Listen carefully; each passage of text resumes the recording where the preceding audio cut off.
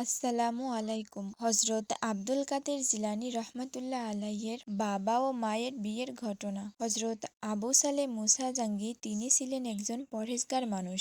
একদিন আবু সালে জাঙ্গি ক্ষুধার যন্ত্রণা নিয়ে কাজের খোঁজে বের হয়েছেন। তিনি নদীর পথ ধরে হাঁটতেছিলেন। হঠাৎ দেখতে পেলেন নদীতে একটি আপেল ভেসে আসছে। তিনি নদীতে নেমে আপেলটি উঠিয়ে বসে খেতে শুরু করলেন। খাওয়া শেষে তিনি আল্লাহর নিকট শুকরিয়া আদায় করলেন। হঠাৎ তার ভিতরে অনুশোচনা শুরু হলো। তিনি বলতে লাগলেন, আপেলটি তো আমার না, কোনো এক অজানা ব্যক্তির। হে আল্লাহ, না বলে খাওয়া মানেই তো চুরি করা। আমি এটা কি করলাম? অনেকদিন ধরে ক্ষুধার্ত থাকার কারণে আমি আপেলটি খেয়ে ফেলেছি। কিয়ামতের দিনে আমি কি জবাব দিব? এখন তো আমার ওই ব্যক্তির কাছে ক্ষমা চাইতে হবে। আপেলটি যেই দিক থেকে ভেসে এসেছিল তিনি সেই দিকে হাঁটা শুরু করলেন। হাঁটতে হাঁটতে তিনি মনে মনে বললেন, আমাকে যে করেই হোক আপেলটির মালিকের কাছে পৌঁছে আপেলটি খাওয়ার প্রতিদান দিতে হবে। তিনি অনেক দূর হাঁটার পরে নদীর পাশে বাড়ির সামনে একটি আপেল গাছ দেখতে পেলেন। তিনি বাড়ির সামনে গিয়ে ডাকতে শুরু করলেন, বাড়ির ভিতরে কি কেউ আছেন? একজন উত্তর দিলেন, ভিতরে আসেন। তিনি ভিতরে গিয়ে লোকটিকে সালাম দিলেন। লোকটি সালামের উত্তর দিলেন আর বললেন, আপনি কে? আপনাকে তো ঠিক চিনতে পারলাম না। আবু সালে জাঙ্গি বললেন, এই আপেল গাছটি কি আপনার চাচা? লোকটি বলল, জি আমার বাবা। আবু সালে জাঙ্গি অত্যন্ত বিনয়ের সাথে বললেন, আমাকে মাফ করে দিন চাচা। লোকটি বলল, আপনি কিসের জন্য ক্ষমা চাচ্ছেন আমি ঠিক বুঝতে পারলাম না বাবা। আপনি কি অন্যায় করেছেন? তখন আবু সালে জাঙ্গি বললেন, আমি নদীর পথ ধরে হাঁটতেছিলাম, তখন একটি আপেল নদীতে ভেসে আসে। আমি অনেকদিন ক্ষুধার্ত থাকার কারণে আপেলটি খেয়ে ফেলেছি। 3 থেকে 4 কিলোমিটার হেঁটে আমি আপনার বাড়ির সামনে এসেছি আপনার কাছে ক্ষমা চাওয়ার জন্য। আপনি আমাকে ক্ষমা করে দিন। আর আপেল খাওয়ার কারণে আপনি আমাকে যা বলবেন তা করার জন্য প্রস্তুত আছি। তখন লোকটি মনে মনে বললেন, হে আল্লাহ, আমি অনেকদিন ধরে আমার পরহেজগার মেয়ের জন্য একজন ভালো পাত্র চেয়েছি তোমার কাছে। তুমি তাকে কিনা আমার বাড়িতে এনে দিলে।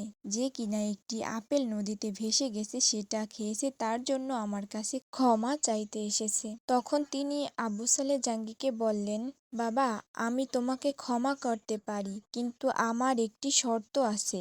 আবু সালে জাঙ্গি বললেন, কি শর্ত চাচা? আমি সব শর্ত মানতে প্রস্তুত। তিনি বললেন, বাবা শোনো, আমার একটি বিবাহ উপযুক্ত মেয়ে আছে। তোমার আমার মেয়েকে বিয়ে করতে হবে। আবু সালে জাঙ্গি বললেন, আমি রাজি চাচা, আপনি বলেন কোন দিন বিয়ে করতে হবে। তখন চাচা বললেন, বিয়ে তো করবা, আমার মেয়ের অনেক সমস্যা আছে। আবু সালে জাঙ্গি বললেন, কি সমস্যা আমাকে বলেন চাচা।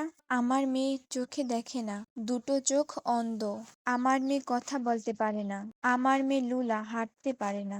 আবু সালে জাঙ্গি শর্তের কথা শুনে বললেন, চাচা, অন্ধ, কথা বলতে পারে না ও হাঁটতে পারে না এমন বিবিকে নিয়ে আমি 40 থেকে 60 বছর এমনি পার করতে পারবো, কিন্তু মৃত্যুর পর হাসরের মাঠে জাহান্নামের আগুন সহ্য করতে পারবো না। আমি আপনার সব শর্তে রাজি, তারপরও আমি আপনার কাছে ক্ষমা চাই। এরপর তাদের বিয়ে সম্পন্ন করা হয়।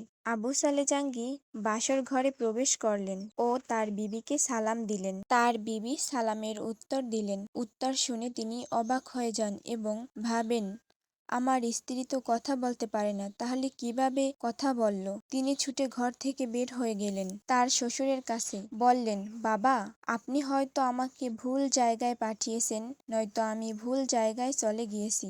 আপনি বলেছিলেন আমার স্ত্রী কথা বলতে পারে না, কিন্তু ঘরে যিনি আছেন তিনি কথা বলতে পারেন। সে চোখে দেখতে পায় এবং তার পা আছে। তখন সে বলল, বাবা শোনো, আমার মেয়েকে অন্ধ বলেছি কারণ আমার মেয়ে কখনো কোনো বেগানা পুরুষের দিকে তাকায়নি, কখনো কোনো বেগানা পুরুষের সাথে কথা বলেনি, কখনো ঘর থেকে বাইরে বের হয়নি।